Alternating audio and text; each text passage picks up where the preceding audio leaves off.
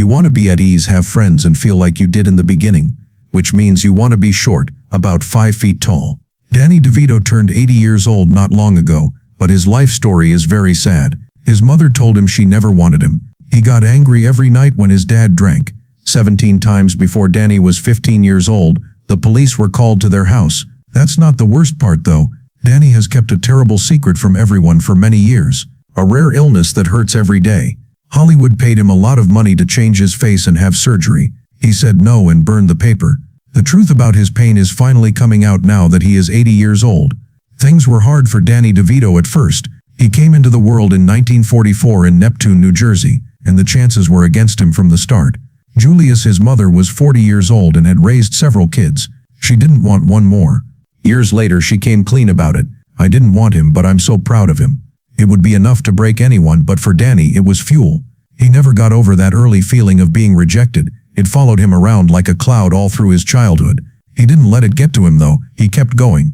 He had to show that he was important. He was still having trouble though. Life at home was hard to plan. Daniel Sr., his dad, was a nice person during the day. People liked him in his candy shop in Asbury Park. But when it got dark and the drinks started to work, he changed. Irate, loud, and even dangerous. Danny learned to pay attention to things like the sound of bottles and the way his dad's steps changed. He hid in closets sometimes. At other times he ran to the close-by people. At least 17 times between 1950 and 1955 the cops were called to their house. These events in my life left deep marks on me. After many years he stayed clean and even started a support group in 1992 called Little Giants. It has helped more than 15,000 kids from houses like his get the help they need. Danny knew he had to leave when he was 14. The area around him was falling apart. There was heroin everywhere. 2 of his best friends had died before he turned 16. He came up with a plan. He worked hard at school, kept the $237 he earned from odd jobs, and talked his church priest into talking to his parents. His goal was to go to oratory prep school. He was careful with his time. He only asked his parents for permission when his dad was drunk and guilty. His mother agreed, even though she felt bad about being turned down before. It's likely that choice saved his life. 12 friends from that time lived to be at least 25 years old. Of those, only 3 were still alive after 25 years old. There was also something else. Danny had a Fairbanks disease, which is a rare genetic disorder. That's why he only got 4'10" tall. It wasn't just about height though. It was really painful. His back, knees, and hips hurt all the time. He felt about 6 to 8 out of 10 pain most of the time in his 20s and 30s. He didn't give up though. He pulled off his own tricks. He even passed out 4 times while shooting One Flew Over the Cuckoo's Nest and said it was part of the part. As much as doctors tried to get him hooked on painkillers, he never did. He also gave more than $12 million in secret to help pay for treatments for other people with bone problems like his. He never signed off on the work. He didn't want anyone to notice him. He only wanted other people to have less pain. As a kid he had a different job that most of his fans don't know about. He worked as a butcher. He trained for it for 1,500 hours and got second place in his beauty school class. He worked at Curl Up and Dye, the salon owned by his sister Angela. People made meetings months ahead of time because he got so good at it. He even won prizes for a haircut he came up with called the Neptune Twist. It was important to him even though he only started to meet girls. While Danny was doing a client's hair one day, her husband, who produces plays, told her to try out for a part in a play. That's how everything began. There was no hope for Danny to become an actor. He tried to get into the American Academy of Dramatic Arts in 1962 to learn how to do makeup. Even though he had never done one before, he agreed to do one when they asked him to. He put on a play from The Rainmaker. It all made sense. Not for makeup but for playing, they gave him a spot. He didn't say yes right away. After 3 days the school called again and offered him a partial grant. He went back to the salon. His life changed after that second call. After a few years he was living in New York with Michael Douglas as a neighbor. They lived together in a small room that had cockroaches, not much heat, and a $75 rent that they could barely pay.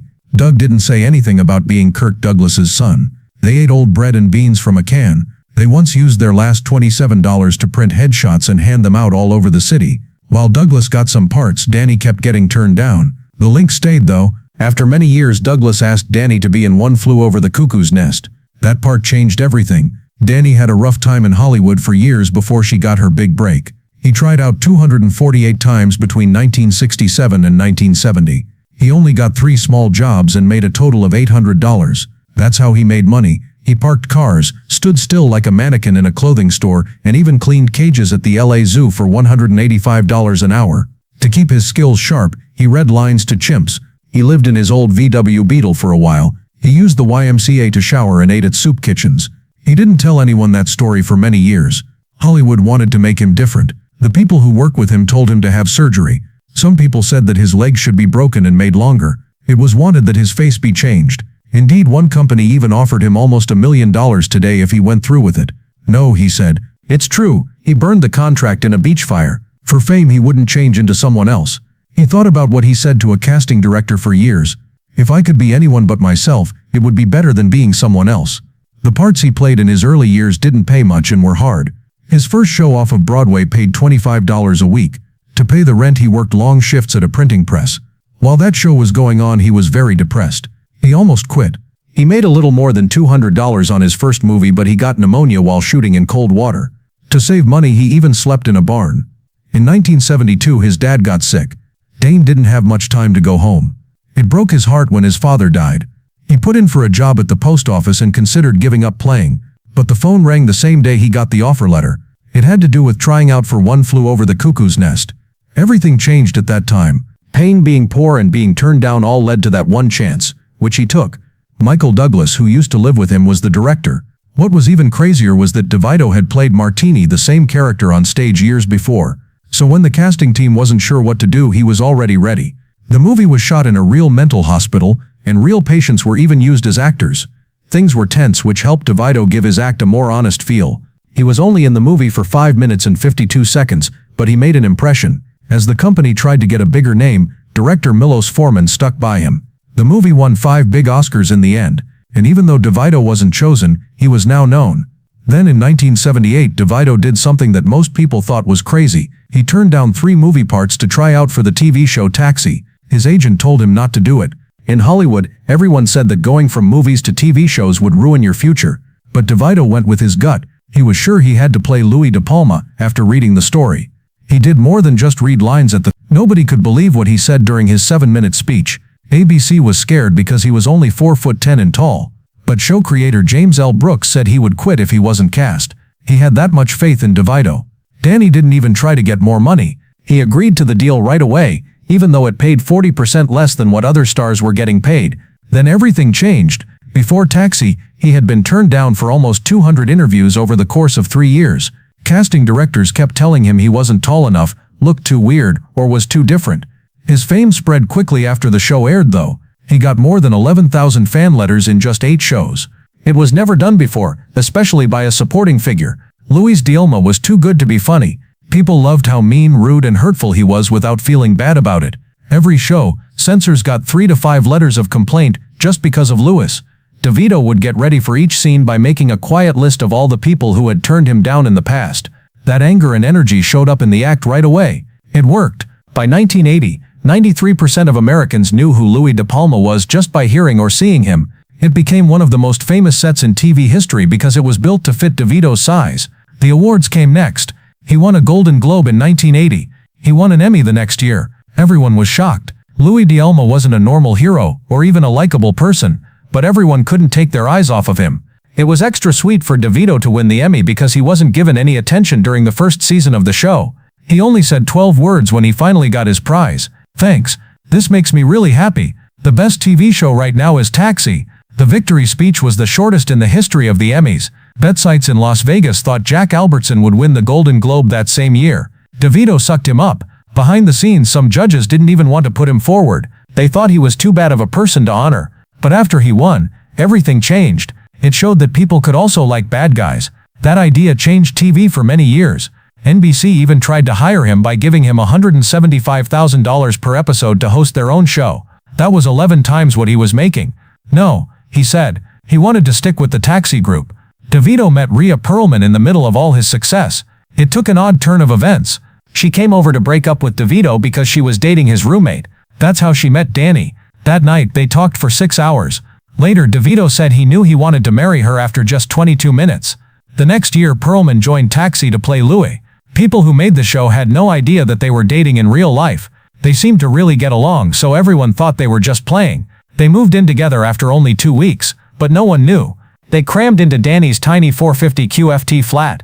It was important to them that they had different dressing rooms on set even after they got married in 1982. Lots of people don't know this, but they worked together behind the scenes as well. They started their own film company, Jersey Films, in 1983. It was done at night and on weekends while Taxi was still being filmed. After more than 40 years, they've worked on 17 projects together and even made a rule. They would always work on something creative together for at least 2 weeks at a time. After the 1983 end of Taxi, DeVito did something that most TV stars couldn't do. He did well when he moved on to movies. He got a part in Terms of Endearment that same year, which won Best Picture at the Oscars.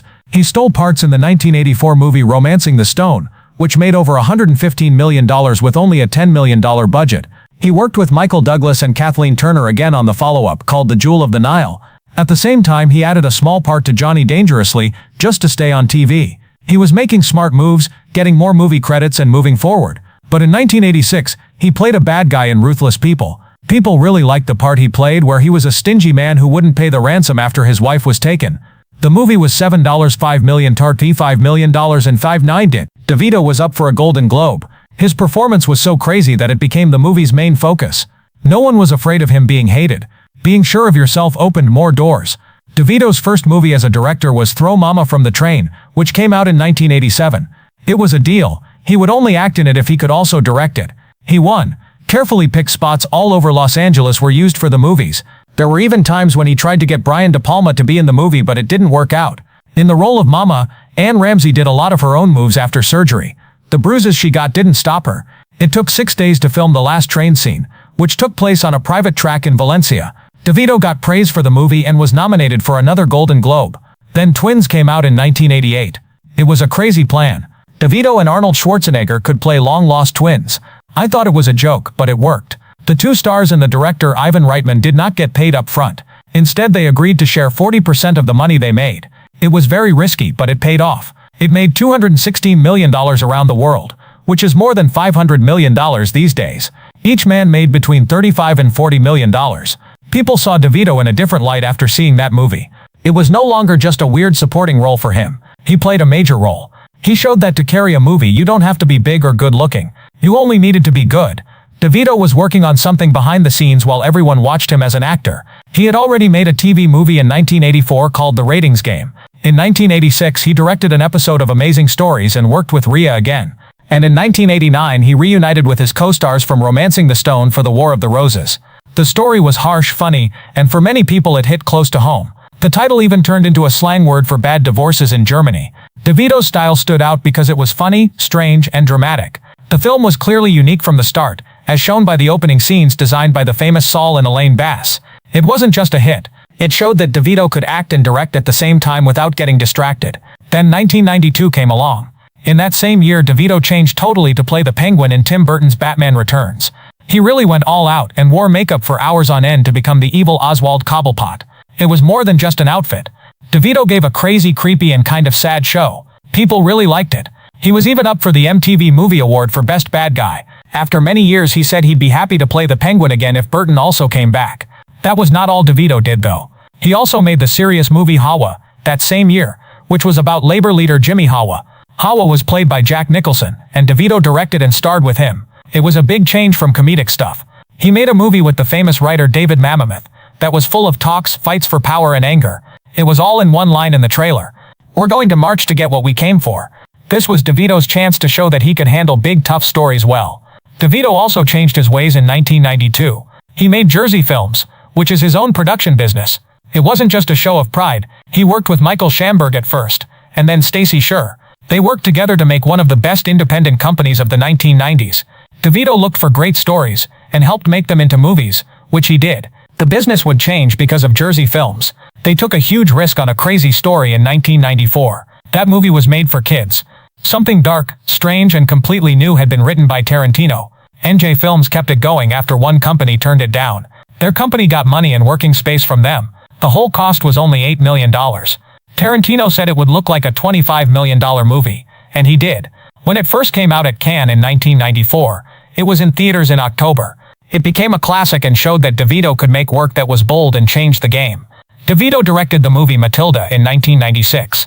It was based on a book by Roald Dahl. He played Matilda's bad dad, and Rhea Perlman, his wife, played her mom. Not just the show, but also what happened behind the scenes made it unique. Mara Wilson, the young star, was dealing with the cancer in her mother. Both DeVito and Perlman took good care of her like family. DeVito even took her mother to the hospital to see a nearly finished cut of the movie before she died. Wilson said they were like her favorite aunt and uncle in the end. NJ Films kept making one-of-a-kind movies. The movie Man on the Moon, which was about comic Andy Kaufman, came out in 1999. DeVito and Kaufman had worked together on Taxi many years before. He played Kaufman's boss this time and helped make the movie. Jim Carrey did a great job as Kaufman, perfecting the role. It got good reviews from critics, but it didn't do well at the box office. In spite of this, DeVito stuck by the show. The story was more important to him than the money. During all of his success, DeVito kept a terrible secret from everyone. Fairbanks disease is a rare bone problem that made him hurt all the time. He had surgery after surgery, but the pain kept coming back. It was told to him by Hollywood to be quiet. They told him he'd lose his job if he looked weak. He didn't stop, even though it hurt to stand. When he was on It's Always Sunny in Philadelphia, he would act like he wasn't hurt, but then leave the set and pass out. In 2025, he finally spoke up. He was sick of keeping quiet and wanted doctors to pay attention to the illness. For everyone in pain who can't get help, not just him. Diamond and Perlman sold their home in Beverly Hills in 2015. It had been there since 1994. It was huge, with 2 pools, a gym, a wine cellar, and over 14,579 square feet of space on 2 acres. It had everything. But their 3 kids, Lucy, Grace, and Jake, were already adults. There was more to the sale than just money. For their family, it was the end of an era. He joined the group of It's Always Sunny in Philadelphia in 2006, when he was 62 years old. The network didn't want him at first. They thought he was too well known. But Rob Mulhenny, who made the show, worked hard to get him on board, and it paid off. The ratings went up by 227%.